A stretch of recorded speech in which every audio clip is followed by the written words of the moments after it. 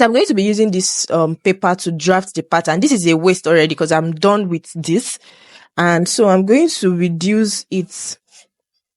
So for the measurement of this, you can use any measurement, and I'm going to show you how you can use any type of measurement for your bag. So I'm just going to use what I have here. This is 7. So I'm going to use 6.5 so I can have an accurate measurement. So I'm going to measure 6.5 on my ruler. I'm measuring 6.5 on my ruler. So I'm going to draw about 2 to 3 points in order to be accurate. So you use your ruler. So this is the one of the uses of your ruler as well. So 2 points for it to be accurate, and we're going to draw the straight line. And then, so since this is 6.5, let us label it. So this is 6.5 inches. Then what is the breadth of our bag going to be? I'm going to just try and make a straight line on here.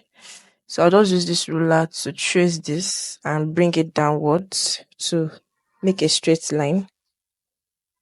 I think here will be okay, much more appropriate to make the straight line, because I'd already curved this on this side, so the line is no longer straight. So I'm just going to make a 90 degrees. So what is the length? Okay, so there's the height of the bag, there's the height of the bag, there is the length of the bag. So this is the length of your bag, this is the height of your bag, and this is the width of your bag. Okay, so the extension that makes more space to be inside your bag. If you have seen a tote bag before, a tote bag usually does not have a side, so it's always straight, and so the space is limited. But if you had a side to a tote bag, it makes it to expand more, to have more space in it. So your width, that's why it is called width. It has depth into the bag. So this is the width of your bag. But then for this bag, we are measuring the length. We've measured the height. So this is the height.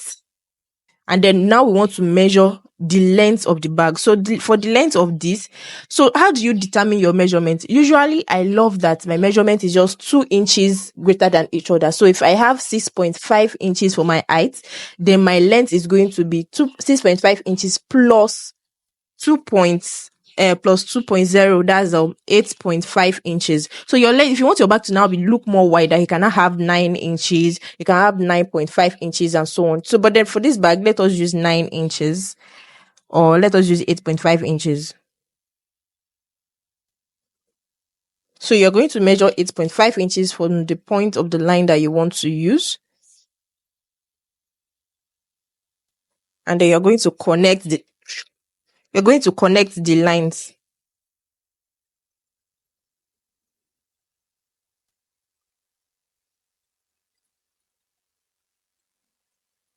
Okay, so by the time you cut this out, this is going to be the front of your bag. So let me just label the measurements. Okay, so this is going to be what did we measure? 8.5 inches.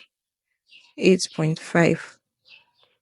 So by the time you cut this out, what you're going to have is going to look box like. The front of your bag is going to look like exactly like a box, because the basis of a bag, the origin of a bag, the concept of a bag starts in the form of a box. So that is why when you're cutting your bag out, you would need to first cut out this straight line. It's going to be straight at first. Then it is now when you start making manipulations that you start having different shapes and all like that. So remember, if you want your bag to be bigger or you want it to be smaller, just remember this formula that I gave you. Your length should be, especially if it is a wide bag, not a tall bag, your length should be 2 to 3 inches more than your height. So let's say you determine to use height 10 inches, then your length is going to be 12 to 13 inches. Okay, so you can see what we have here. This is the front of this bag, the front. So can you see it looks more like a box? So now let us make manipulations to it that will make it to now look like the kind of bag that we want to make. So one of the first things I love to do is to slant the bag. So for this bag, I'm going to be using one 1/4 inch to slant.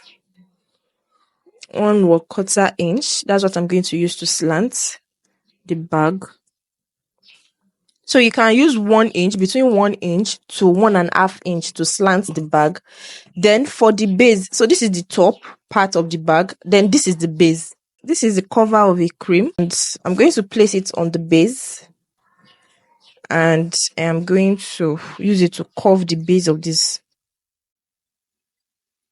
Okay, so this is what I have now. So now that I've been able to curve the base, I'm going to connect the point where the base ends. So I'm just going to try and measure where the base ends, where the curve ends, and it is 1 inch. So I'm going to move 1/2 inch upward a bit, and then this part, this 1/2 inch upwards than where the base ends, connect it to this 1 1/4 inch that we measured in the first place.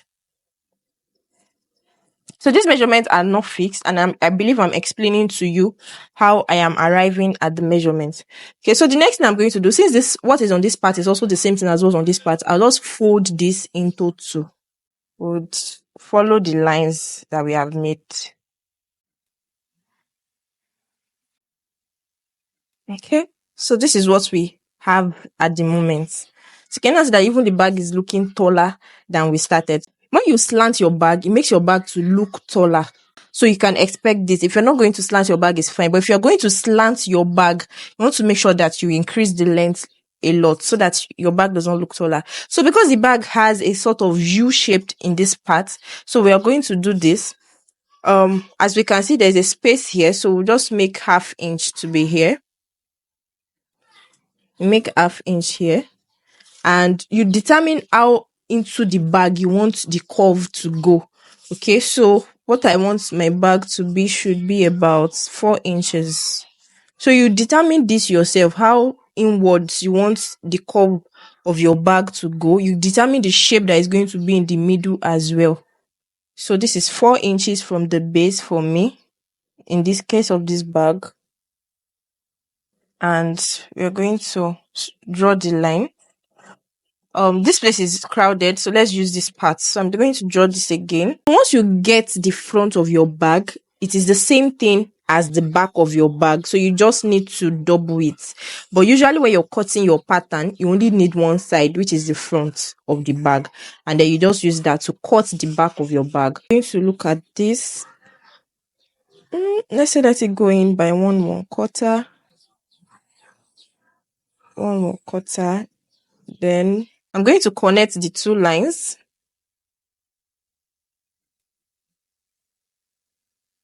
So this measurement is a measurement of my head. This is also measurement of my head.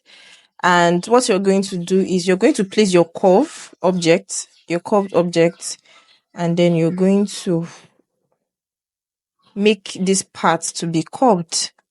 All right. So if you're so contented with the curve that you have here, you're good. The next thing you want to do is to fold it again so that you can cut out and have an equal measurements on the both sides. So we're going to go in this way. All right, so this is what we now have on our bag. So this is the shape that our bag is going to bring out. So you can further look at it. Is this shape accurate? Like I am seeing some inaccuracies here. So you can either use your hand to do some freehand sketching to make it much more accurate and fold. So you can just trim out again and follow it. Okay, so just follow the trims and ensure that it is very straight. So can you see what we have here? We started from a box and then look at where we arrived at. This is your assignment against tomorrow. Cut your own pattern, use your own dimension. If you want a bigger bag, do a bigger size. Tomorrow, I want to see on this group your own pattern like this. The group. So turn a box into a bag. That's the assignment for tonight. What's the front? I just want to see the front alone. So do that and submit to the group tomorrow.